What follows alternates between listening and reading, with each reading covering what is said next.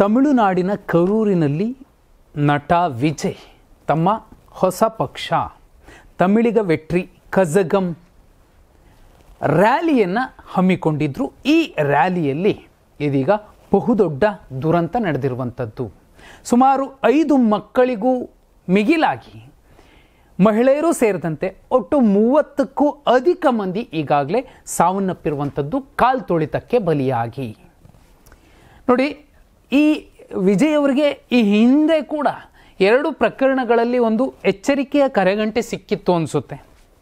ಯಾಕಂದರೆ ಹೇಳಿ ಕೇಳಿ ಅತ್ಯಂತ ಜನಪ್ರಿಯ ನಟ, ತಮಿಳಿಗರ ಇಳೆಯ ದಳಪತಿ ವಿಜಯ್ ಅಂದ ಕೂಡಲೇ ಜನಸ್ತೋಮ ಸೇರತ್ತೆ. ಸಾಕಷ್ಟು ವಿಡಿಯೋಗಳು ಕೂಡ ವೈರಲ್ ಆಗುತ್ತೆ. ಈ ಸಲ 2026ರ ತಮಿಳುನಾಡು ವಿಧಾನಸಭಾ ಚುನಾವಣೆಗೆ ದಿನಾಂಕ ಘೋಷಣೆ ಆಗಬೇಕು. ಆ ಘೋಷಣೆಗೂ ಮುಂಚೆನೇ ವಿಜಯ್ ಬಂದ ಕಡೆ ಜನಸ್ತೋಮ ಬಂದು ಸೇರ್ತಿರುವಂಥದ್ದು ವಿಶೇಷ. ಅಂದರೆ ನಾಗಪಟ್ಟಿಣಂನಲ್ಲಿ ಸೆಪ್ಟೆಂಬರ್ನಲ್ಲೇ ಮತ್ತು ಮಧುರೈಯಲ್ಲಿ 2 ಕಡೆ ರ್ಯಾಲಿಗಳಾದಾಗ ಕಾಲ್ತುಳಿತ ಆಯಿತು. ಸುಮಾರು ಜನ ಗಾಯಗೊಂಡಿದ್ರು. ಆಗ್ಲೇ ಎಚ್ಚರ ವಹಿಸಬಹುದಿತ್ತು. ಆದರೆ ಕರೂರಿನಲ್ಲಿ ನಡೆದಂತಹ ಈ ದುರಂತ ಏನಿದೆ, ಈ ದುರಂತದಲ್ಲಿ ಯಾರ ತಪ್ಪಿದೆ, ಕಾರಣಗಳೇನು? ಸುಮಾರು 5 ಕಾರಣಗಳನ್ನು ನಾವಿಲ್ಲಿ ಗುರುತಿಸ್ಬೋದು. ಏನು, ಸ್ಟ್ಯಾಂಡರ್ಡ್ ಆಪರೇಟಿಂಗ್ ಪ್ರೊಸೀಜರ್ ಇದೆ, SOP ತಮಿಳುನಾಡಿನ ಸರ್ಕಾರದ್ದು. ಒಂದು ರ್ಯಾಲಿ ಮಾಡಬೇಕಾದ್ರೆ ಏನೆಲ್ಲ ನಿಯಮಗಳನ್ನು ಪಾಲಿಸಬೇಕು ಅವೆಲ್ಲವನ್ನೂ ಕೂಡ ಪಾಲಿಸಿರುವಂತಹ TVK ತಮಿಳಿಗ ವೆಟ್ರಿ ಕಜಗಂ ಪಕ್ಷ. ಆದಾಗ್ಯೂ ಈ ದುರಂತ ಯಾಕಾಯಿತು? ತುಂಬ ಘೋರ ಅನಿಸುವಂಥದ್ದು. ತಮ್ಮ ಕಂದಮ್ಮಗಳನ್ನು ಕಂಕಳಲ್ಲಿ ಇಟ್ಕೊಂಡು ವಿಜಯನ್ನು ನೋಡೋದಕ್ಕೆ ಮತ್ತು ವಿಜಯನ್ನು ತೋರಿಸೋದಕ್ಕೆ ಬಂದಂತಹ ತಾಯಂದಿರು ಮತ್ತು ಮಕ್ಕಳು ದುರಂತ ಅಂತ್ಯ ಕಂಡಿರುವಂಥದ್ದು. ಕೆಲವು ವಿಜುವಲ್ಸು ಫೋಟೋಗಳನ್ನು ನೋಡಿದಾಗ ಸಂಕಟ ಆಗತ್ತೆ. ಯಾಕಂದರೆ ಆ ಪುಟ್ಟ ಕಂದಮ್ಮಗಳ ದೇಹದ ಮೇಲೆಲ್ಲ ಮಾರ್ಕ್ಗಳಿರುವಂಥದ್ದು, ತುಳಿತ ಆಗಿರುವಂಥದ್ದು ಅಷ್ಟು ಘೋರವಾಗಿದೆ. ಇದಕ್ಕಿಂತಲೂ ಮಿಗಿಲಾಗಿ ಇಲ್ಲಿ ಕಾರಣಗಳೇನು ಅಂತ ಹುಡುಕ್ದಾಗ ಮೊದಲನೇ ಕಾರಣ ನೋಡಿ, ಆ ಜಾಗ ಇದ್ದಿದ್ದೇ ಒಂದು 50-60 ಸಾವಿರ ಸೇರುವಂತಹ ಜಾಗ, ಆ ಸ್ಟ್ರೆಂತ್. ಆದರೆ ಅಲ್ಲಿಗೆ ಸುಮಾರು 2 ಲಕ್ಷಕ್ಕೂ ಮಿಗಿಲಾದಂತಹ ಜನಸ್ತೋಮ ಬಂದು ಸೇರಿತ್ತು. ಆ ಕ್ರೌಡ್ ಮ್ಯಾನೇಜ್ಮೆಂಟ್ ಸರಿಯಾಗಿ ಆಗಿರಲಿಲ್ಲ. ಆ ಕಾರಣಕ್ಕೋಸ್ಕರ ಇಂಥದ್ದೊಂದು ದುರಂತ ಆಗಿರುವಂಥದ್ದು ಒಂದೇ ಕಾರಣ. ಆದರೆ ಎರಡನೇ ಕಾರಣ, ವಾತಾವರಣ ಅತಿಯಾದ ಬಿಸಿ ಇತ್ತು. ಜೊತೆಯಲ್ಲಿ ಆ ಜನಸ್ತೋಮ ಎಷ್ಟಿತ್ತು ಅಂದರೆ ಒಂದು ಹಂತಕ್ಕೆ ಅಲ್ಲಿ ಉಸಿರಾಟದ ಸಮಸ್ಯೆ ಎದುರಾಯಿತು.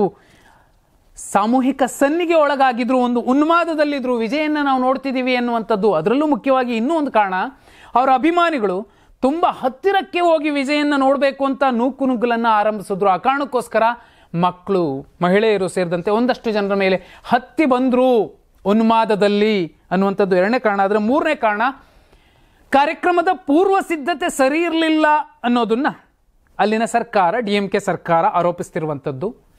ಜೊತೆಯಲ್ಲಿ TVK ಹೇಳ್ತಿರೋ ಪ್ರಕಾರ ನಾವು ಎಲ್ಲ SOP ನಿಯಮಗಳನ್ನು ಪಾಲಿಸಿದ್ವಿ, ವಿಶೇಷ ಕಾರ್ಯಸೂಚಿಗಳೇನಿದ್ವಿ ಎಲ್ಲವನ್ನು ಪಾಲಿಸಿದ್ವಿ. ಆದಾಗ್ಯೂ ಕೂಡ ನಮಗೆ ಪೊಲೀಸರಿಂದ ಸರಿಯಾದ ಸಪೋರ್ಟ್, ಸರ್ಕಾರದಿಂದ ಸರಿಯಾದ ಸಪೋರ್ಟ್ ಸಿಕ್ಕಿರಲಿಲ್ಲ ಅನ್ನುವಂಥದ್ದನ್ನು ಹೇಳ್ತಿರುವಂಥದ್ದು. ಒಂದಷ್ಟು ವಿಡಿಯೋಗಳಲ್ಲಿ ಖುದ್ದು ವಿಜಯ್ ಅವರು ಆರಂಭದಲ್ಲಿ ಸಣ್ಣ ಕಾಳ್ತುಳಿತ ಆದಾಗ್ಲೇ ಪೊಲೀಸರೇ ನಮಗೆ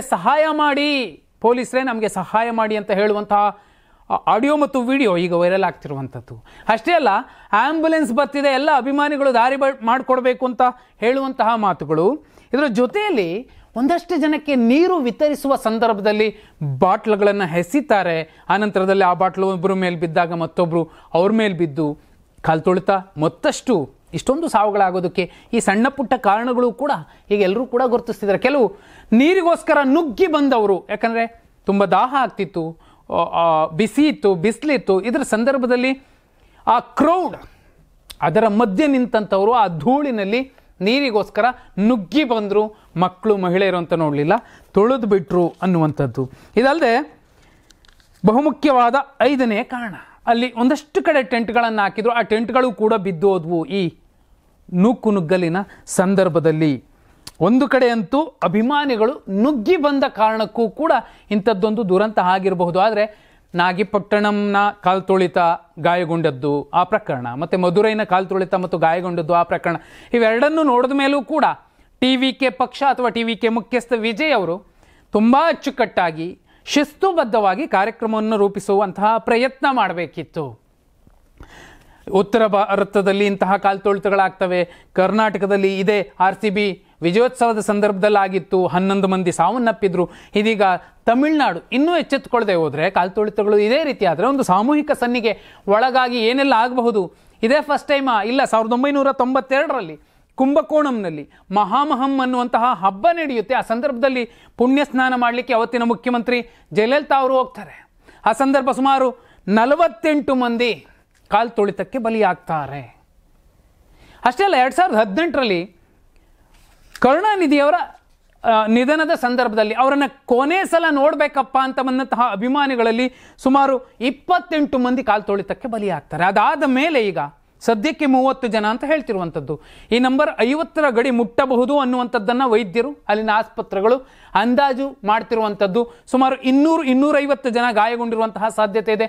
ನೋಡಿ, 60,000 ಜನ ಸೇರೋ ಕಡೆ 618 ಅಲ್ಲ, 2 ಲಕ್ಷಕ್ಕೂ ಅಧಿಕ ಅಂದರೆ 3 ಪಟ್ಟಿಗಿಂತ ಅಧಿಕ ಜನ ಬಂದು ಸೇರಿದ್ರು. ಪೊಲೀಸರು ಎಲ್ಲೋ ಒಂದು ಕಡೆ ಇವರ ವಿಜಯ್ ಅವರ ಜನಪ್ರಿಯತೆಯನ್ನು ನೋಡಿಕೊಂಡು ಆ ಸರ್ಕಾರ ಎಲ್ಲೋ ಒಂದು ಕಡೆ ಕೈ ಕೊಟ್ಟಿರಬಹುದಾ ಇಂತಹ ಅನುಮಾನಗಳ ಮಧ್ಯೆ ಹೋದವ್ರು ಹೋದರು. ಕೊನೆ ಪಕ್ಷ ಯಾಕೆ ಹೋದ್ರು? ಅಭಿಮಾನಕ್ಕೆ ಹೋದ್ರಾ? ಏನಾಯಿತು? ಈಗ ಎಲ್ಲ ಕೂಡ ಚರ್ಚೆ ಆಗ್ತಿದೆ. ಆದರೆ ಯಾವುದೋ ಉನ್ಮಾದಕ್ಕೆ ಅಭಿಮಾನ ಅನ್ನುವುದು ಎಲ್ಲಿರಬೇಕು ಅಲ್ಲೇ ಇರಬೇಕು. ಅವ್ರಿಗೆ ಅಷ್ಟು ದೊಡ್ಡ ಅಭಿಮಾನ ಇದ್ದರೆ ಓಟ್ ಹಾಕಿ ಗೆಲ್ಲಿಸಿ ಒಂದು ಅವಕಾಶ ಕೊಡಬಹುದಿತ್ತು. ಅಲ್ಲಿಗೆ ಹೋಗಿ ಸಾಯುವಂಥದ್ದೇನು, ಆ ಮಕ್ಕಳನ್ನು ಕಳ್ಕೊಳ್ಳುವಂಥದ್ದು. ಈಗ ಆ ತಾಯಿ ಮಕ್ಕಳು ಇಬ್ಬಿಬ್ಬರ ಜೋಡಿ ಒಂದು 3 ಕೇಸ್ ಓದಿದ್ರೆ ಸಂಕಟ ಆಗತ್ತೆ, ಅದು ಕೂಡ ನಿಮಗೆ ಹೇಳ್ತೀನಿ. ಆದರೆ ಆ ಮಕ್ಕಳ ಸಮೇತ ಅಲ್ಲಿ 5+1 8 ಹೆಣ್ಮಕ್ಳು ಮತ್ತು ಆ ಪುಟ್ಟ ಕನ್ನ ಮಕ್ಕಳು, 5-6 ವರ್ಷದ ಮಕ್ಕಳು ಕೂಡ ಅಲ್ಲಿ ಸಾವನ್ನಪ್ಪಿರುವಂಥದ್ದು ಇದೆಯಲ್ಲ, ನಿಜಕ್ಕೂ ದಾರುಣ. ಆ ಸತ್ತವರ ಆತ್ಮಗಳಿಗೆ ಶಾಂತಿ ಸಿಗಬೇಕು, ಅಷ್ಟನ್ನೇ ಕೋರಬಹುದು. ಆ ಕುಟುಂಬಗಳಿಗೆ ಆ ದುಃಖ ಭರಿಸುವಂತಹ ಒಂದು ಶಕ್ತಿಯನ್ನು ದೇವರು ಕೊಡಬೇಕು. ಆ ಸರ್ಕಾರ ಮತ್ತು ಆ ಪಕ್ಷ ಆ ಸತ್ತವರಿಗೆ ಒಂದು ಕನಿಷ್ಠ ಗೌರವದ ಜೊತೆಯಲ್ಲಿ ಒಂದು ಪರಿಹಾರವನ್ನು ಘೋಷಣೆ ಮಾಡುವಂತಹ ಪ್ರಯತ್ನ ಆಗದೆ ಹೋದರೆ ಪ್ರಯೋಜನ ಇಲ್ಲ. ಆದರೆ ಇಲ್ಲಿ ಇಂತಹ ಕಾಲ್ತುಳಿತ ಪ್ರಕರಣಗಳು ಇನ್ನೂ ಹೆಚ್ಚಾಗ್ತಾನೇ ಇದ್ದಾವೆ. ಅಂದರೆ ಝೆನ್ಜಿ ಹೋರಾಟಗಳು ಮಾಡ್ತಿರುವಂತಹ ಕಾಲದಲ್ಲಿ, ಪೀಳಿಗೆಯಲ್ಲಿ ಒಂದು ಸಂಯಮವನ್ನು ನಾವು ಬೆಳೆಸ್ಕೊಳ್ದೆ ಹೋದರೆ ಕಷ್ಟ ಆಗತ್ತೆ.